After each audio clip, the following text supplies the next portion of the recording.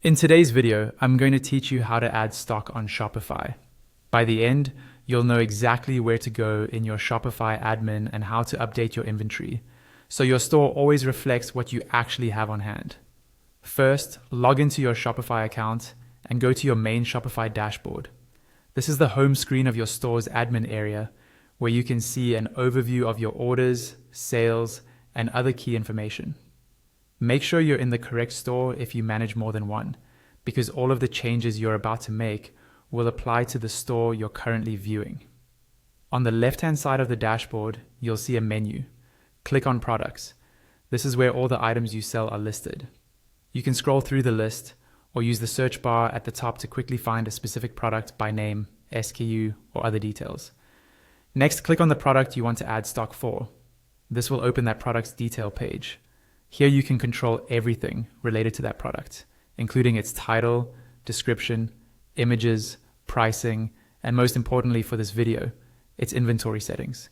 Take a moment to confirm you've opened the correct product, especially if you have similar items or variants.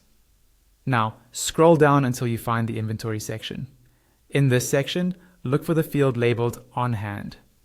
This represents the total number of units you physically have in your possession, regardless of whether they're available to sell yet. Enter the amount of stock you currently have lying around for this product. It's a good idea to double check your numbers here, because this is the foundation for the rest of your inventory tracking. Just below that, you'll see the field labeled Available. Click on this and adjust how much of that on-hand stock is actually available for customers to purchase. For example, you might keep some units reserved for internal use, bundles, or future promotions, and only mark a portion as available. The available quantity is what Shopify will use to determine whether the product can be bought on your storefront. You'll also notice a field called Committed. This refers to stock that has already been promised, usually through existing orders that are in the process of being fulfilled. You don't usually type into this field directly. Rather, Shopify updates it automatically as orders come in and move through your fulfillment process. It's helpful to understand this number so you don't accidentally oversell. Once you're happy with all your changes to on-hand and available stock, go to the top or bottom of the page and click Save. This step is essential.